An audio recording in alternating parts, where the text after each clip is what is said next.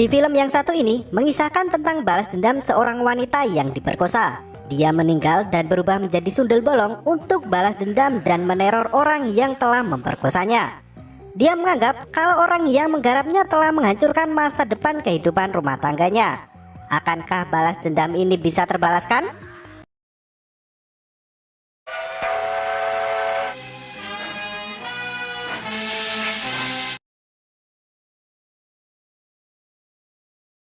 Mampir, Mas. Cerita ini dimulai dari Alisa yang menikah dengan seorang nakoda kapal bernama Hendarto. Namun di hari pernikahannya, Hendarto mendapatkan surat tugas sehingga dia harus segera berlayar dan pergi meninggalkan istri yang baru saja dia nikahi. Hendarto sendiri kebingungan dengan pilihan itu. Malam harinya dia meminta izin kepada istrinya untuk berlayar selama 9 bulan. Alisa sendiri mengerti kalau yang akan dilakukan suaminya itu merupakan kewajiban yang harus dilakukan. Selain itu, Alisa juga mengungkapkan 3 hal yang membuatnya sedih. Dari kehilangan orang tuanya, kehilangan saudara kembarnya, dan harus ditinggalkan suami barunya. Hendarto mengerti kesedihan itu. Dia pun meminta istrinya untuk tabah dan sabar menjalani. Alisa berjanji kalau dirinya akan setia dan akan selalu menunggu kepulangan dari Hendarto. Hari berikutnya mereka berdua pun berpisah di pelabuhan. Alisa tentu sangat kesepian selepas suaminya pergi berlayar. Dia melakukan kegiatan menyulam untuk membuat dirinya tak terlalu sedih. Sebuah telepon berbunyi dari Rudy, seorang pemilik butik. Dia ingin melakukan kerjasama dengan Alisa karena sangat tertarik dengan hasil karyanya. Dia pun mengundang Alisa untuk datang ke kantor guna membahas hal itu. Tentu Alisa sangat senang dan segera pergi menuju ke sana. Alisa pun bertemu Rudy dan juga Mami yang dulu pernah menjadi bosnya. Rudy meminta karyawannya untuk mengantar Alisa menuju ke ruang kerjanya. Sedangkan Mami mengatakan kepada Rudy kalau Alisa dulunya merupakan anak buahnya yang paling top. Dia pun memberikan sebuah ide untuk Rudy. Alisa sendiri menunjukkan beberapa contoh hasil sulamannya. Namun Rudy memberikan sebuah penawaran lain. Dia berniat untuk menjadikan Alisa model di butiknya. Dia berharap dengan itu Alisa tidak akan kesepian lagi. Sayangnya Alisa tahu maksud dari Rudy yang sebenarnya. Dia pun menolak dengan keras meski diiming-imingi uang yang sangat banyak. Rudy terus memaksa dan memojokkan Alisa untuk menerima tawarannya. Dia bahkan mengatakan suatu hal yang membuat Alisa geram dengan mengungkap masa lalunya ketika masih menjadi wanita tunasusila anak buah dari Mami. Malam harinya Alisa yang pulang ke rumahnya pun dicegat oleh beberapa orang tak dikenal yang kemudian membawanya pergi.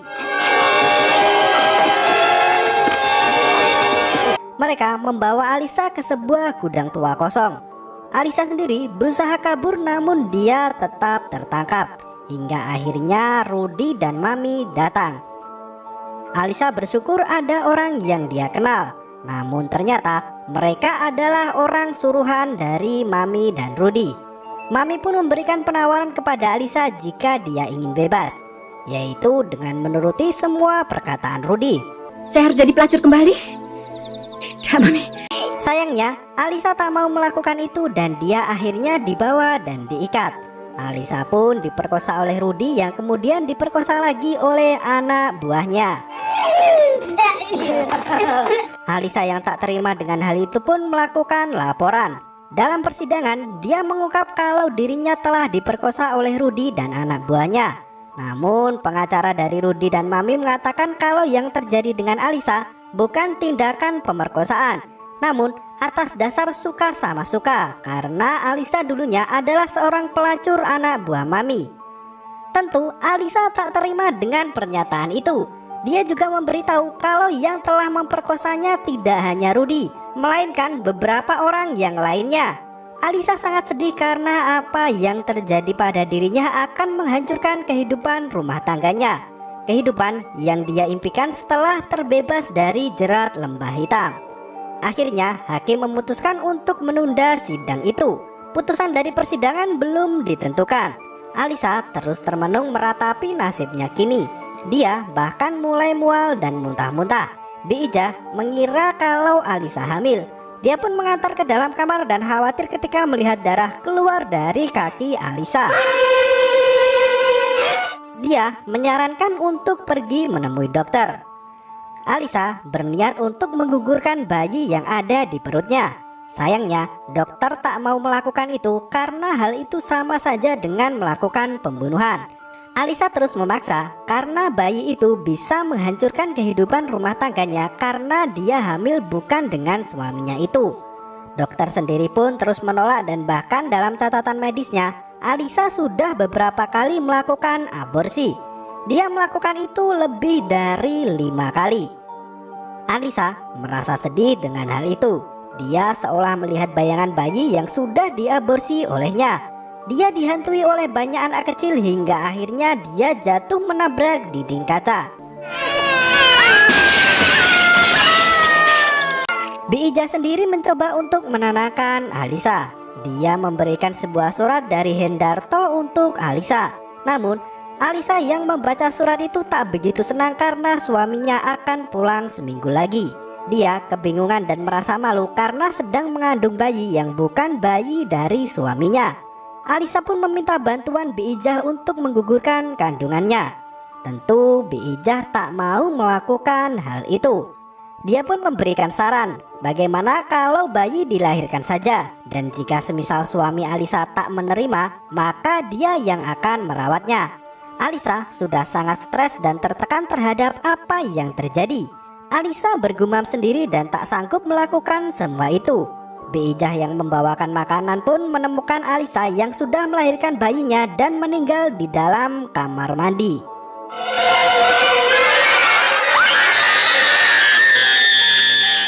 Setelah kepulangan Hendarto, Bi Ijah mengantarkan menuju makam Alisa. Dia menanyakan tentang apa yang terjadi sebenarnya. Namun Bi Ijah hanya memberitahu semenjak terjadi pemerkosaan, Alisa hanya terus mengurung diri di dalam kamar. Bi Ijah juga mengatakan kalau Alisa sangat berterima kasih kepada Hendarto karena baginya Hendarto adalah dewa penolong yang membawa Alisa keluar dari dunia yang gelap. Sudahlah, Bi, mari. Hendarto yang sudah sampai rumah terkejut karena ada bunga yang berada di atas kursi. Dia pun mencoba menanyakan kepada Bi Ijah, namun Bi Ijah tak tahu dari mana dan dia tidak membawa bunga itu. Hendarto pun kembali mengingat pertama kali dia bertemu dengan Alisa, yaitu ketika masih menjadi pelanggan dari Mami, hingga akhirnya mereka berdua pun menikah. Sementara Mami mendatangi Rudy yang sedang menggarap karyawannya. Dia mengutarakan kegelisahan tentang apa yang terjadi selanjutnya. Rudy mencoba menenangkan dan mengatakan kalau mereka mendapatkan sebuah keuntungan karena Alisa sudah meninggoy. Setan Alisa pun mendatangi Hendarto yang sedang tidur. Dia meminta maaf atas apa yang terjadi dan harusnya dia tak menjadi istrinya. Hendarto pun terbangun dengan kejadian itu. Dia memutuskan untuk pergi mencari angin. Mobil yang ditumpanginya pun berhenti ketika ada kucing yang berada di tengah jalan. Ada seorang perempuan yang berada di sana. Hendarto terkejut karena wajah perempuan itu mirip dengan Alisa, istrinya. Perempuan itu pun mengaku kalau dirinya adalah Sinta, saudari kembar dari Alisa. Tentu Hendarto terkejut karena menurut cerita Alisa, saudaranya sudah meninggal di umur 10 tahun. Sinta tentu tak membenarkan hal itu dan buktinya dia masih hidup. Hendarto pun akhirnya mengajak Sinta untuk pulang. Bi Ijah yang membukakan pintu terkejut dengan kehadiran Sinta. Dia bahkan tak bisa berkata apa-apa. Sayangnya ketika Sinta menanyakan tentang saudara kembarnya itu, Hendarto hanya bisa menjawab kalau Alisa sudah meninggal beberapa minggu yang lalu. Sinta sangat sedih dan tiba-tiba dia pamit untuk pulang. Anehnya Sinta menolak ketika ditawari untuk diantar pulang oleh Hendarto. Bi Ijah sendiri menanyakan kebenaran kalau dia adalah Sinta, saudara kembar dari Alisa. Apa betul itu saudara kembarnya, Non? Di tempat Mami sendiri, Bram disuruh untuk mengantar salah satu pesanan pelanggan. Sesampainya di hotel dan ketika hendak pulang, Bram digoda oleh cewek bule dan diajak untuk bermain. Namun ketika sampai di kamar dan hendak memulai sesuatu, wanita itu berubah menjadi sundel bolong. Bram tambah terkejut ketika melihat wajah Alisa ada di sana. Dan akhirnya sundel bolong Alisa pun membunuh Bram sebagai permulaan balas dendam karena Bram merupakan anak buah dari Rudy yang juga telah memperkosanya. Mami yang berada di rumah menunggu Bram kebingungan karena Bram tak kunjung terlihat. Dia memerintahkan Ceking untuk mencari Amin si tukang becak guna menyusul Bram ke hotel. Bego deh kamu. Si tukang beca Amin? Tolol deh kamu. Aku cuma suruh kau panggil si Amin kemari. Ini si Amin ya? Nyonya panggil saya. Sundel bolong Alisa sendiri kelaparan dan memesan sate yang ada di pinggir jalan. Dia memesan 200 tusuk. Para penjual tersebut pun sempat curiga dengan pesanan dari Alisa. Kecurigaan bertambah ketika Alisa mengambil sate yang belum selesai dibakar dan dia memakan semua itu dengan cepat. Soto. Setelah itu dia tambah minta soto, tapi tidak menggunakan mangkok, melainkan langsung dari pancinya. Tak ayal penjual itu pun mengintip punggung Alisa dan mendapati punggung yang bolong penuh dengan belatung. Sudah bolong. Mereka pun lari tunggang langgang hingga menabrak Amin yang sedang menuju ke hotel. Mereka memberitahu kalau ada sundel bolong. Mas, sampean balik wae, Mas. Apa balik? Wong lagi ngodek kon balik. Namun Amin tak percaya dengan hal itu. Dia pun melanjutkan perjalanan dan melihat seorang perempuan yang sedang berjalan sendirian. Amin menggoda dan memberikan tumpangan. Dengan sedikit basa-basi ringan, Amin pun meminta sun kepada setan Alisa. Alisa sendiri mempersilahkannya kalau dia bisa melakukan itu. Namun ketika Amin hendak menciumnya, sedel becaknya naik turun sehingga dia kesulitan untuk mencium setan Alisa. Dia pun menyerah melakukan itu dan tiba-tiba wajah Alisa sudah menjadi tengkorak. Naik saya sih, Mang. Aduh, ya becakku bajak. Aduh, sundel bolong. Amin yang melihat itu pun ketakutan dan segera pergi meninggalkan becaknya. Dia segera kembali dan melapor kepada Mami kalau dirinya melihat sundel bolong. Mami tentu tidak percaya. Dia menyalahkan Amin karena jika dia lebih cepat maka berita kematian Bram akan segera sampai di telinganya. Ceking sendiri tertawa mendengar cerita dari Amin. Dia malah menyepelekan dan mengatakan kalau dirinya bertemu dengan sundel bolong maka dia akan memaku kepalanya. Siapa tahu menjadi wanita cantik dan dia kawini. Lu lihat, malah gue satronin dia. Ceking berniat untuk membuktikan omongannya itu. Dia pun pergi membawa paku dan balu. Ceking bertemu dengan perempuan Ini yang lagi cari. mengaku Dia sundel pengen bolong. tahu. Karena tak percaya begitu saja, dia pun melihat kaki yang ternyata kakinya mengambang. Wajah perempuan itu pun berubah menjadi tengkorak. Ceking yang lari ketakutan meminta tolong pada Hansip yang sedang berjaga. Namun ternyata Hansip itu merupakan jelmaan dari sundel bolong. Dan Ceking yang melihat itu pun pingsan seketika. Berganti ke Gadung, anak buah Mami yang sedang dalam perjalanan pulang. Dia melihat wanita yang mencegatnya. Wanita itu mengatakan kalau dia mengira mobil yang dia cegat adalah milik temannya yang sering mengajari menyetir mobil. Melihat kesempatan itu, Gadung segera menawarkan jasanya. Namun dia meminta sebuah bayaran. Wanita itu pun setuju dan akan memberikan segalanya. Dalam perjalanan, wanita tersebut pun berubah menjadi Alisa dan dengan cepat dia pergi menuju ke gudang tua. Tak hanya itu, mobil milik Gadung pun ditabrak hingga dia kesulitan bergerak. Sekarang giliranmu aku perkosa. Gadung pun mati karena mobilnya terbalik. Dia mati dibunuh oleh setan Alisa. Hari berikutnya, berita kematian Bram tersiar melalui radio. Dalam berita itu, ada kemungkinan kalau semua berhubungan dengan kasus dari Alisa yang sampai saat itu belum diputuskan oleh pengadilan. Hendarto yang mendengar hal itu pun terkejut. Sementara, Rudy mendatangi Mami dan memberitahu kalau Gadung sudah meninggal. Dia berpikir kalau kemungkinan yang melakukan semua itu adalah Hendarto. Sayangnya, Mami tak berpikir ke sana karena Hendarto tak mengenal Bram dan juga Gadung. Namun Rudy sangat meyakini itu. Dia berniat untuk mendatangi Hendarto sebelum semuanya menjadi semakin sulit. Hendarto yang pulang bekerja pun dicegat oleh anak buah dari Rudy. Mereka mengepung dan berniat untuk menghabisi Hendarto.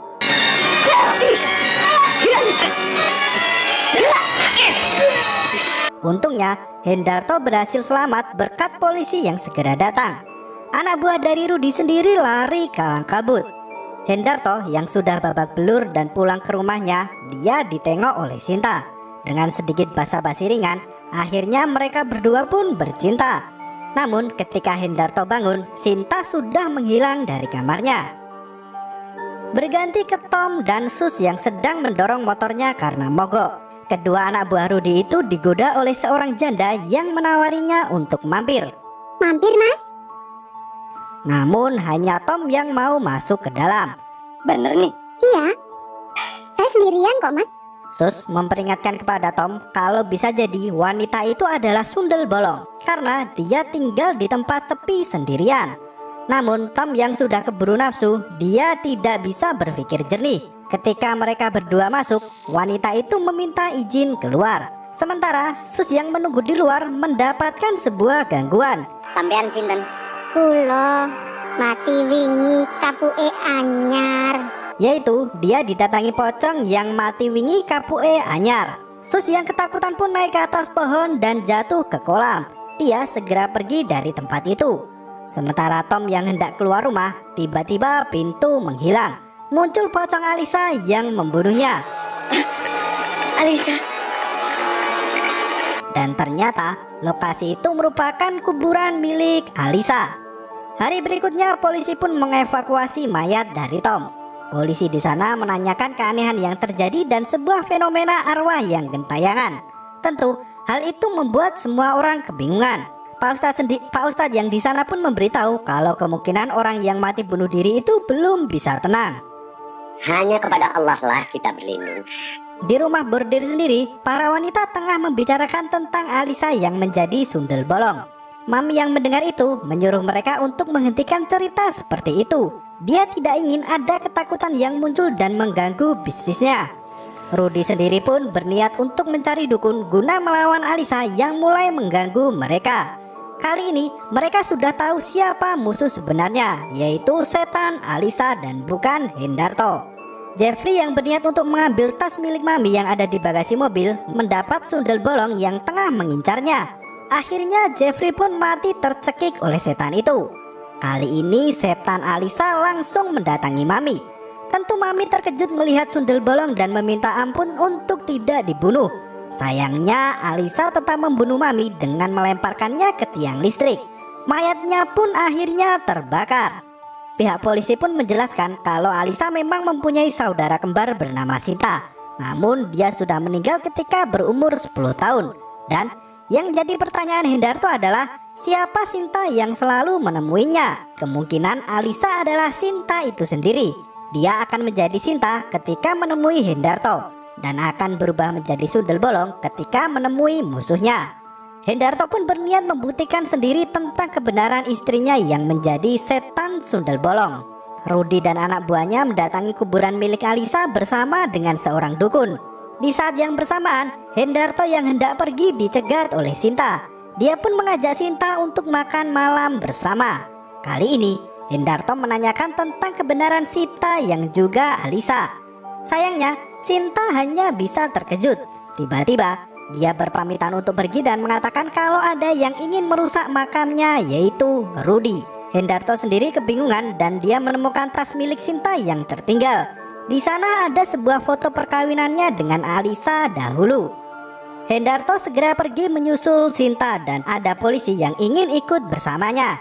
Hendarto pun menjelaskan kejadian itu dan polisi itu sangat yakin kalau Alisa adalah Sinta. Di dalam kuburan sendiri, anak buah Rudi yang berniat untuk merusak makam mendapatkan gangguan dari sundel bolong. Namun sang dukun menyuruhnya untuk terus maju. Jangan ganggu rumahku.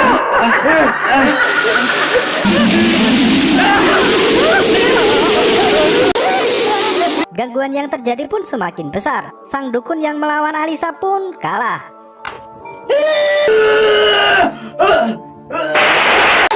Sementara anak buah Rudi yang lari ketakutan pun akhirnya mati terkena serangan tangan dari Alisa. Kini tinggal Rudy seorang diri. Dia berniat untuk kabur, namun Alisa terus mengejarnya. Rudy yang berusaha kabur pun akhirnya terpojok dan Alisa berniat untuk membunuhnya. Hendarto yang datang bersama pihak kepolisian pun mencegah Alisa untuk melakukan hal itu. Alisa memaksa Rudy untuk mengakui semua kejahatannya di hadapan Hendarto dan pihak kepolisian.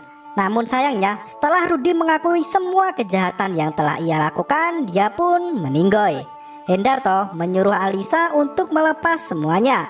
Pak Ustadz pun memimpin doa dan akhirnya Alisa sudah tenang. Teror sundel bolong pun berakhir.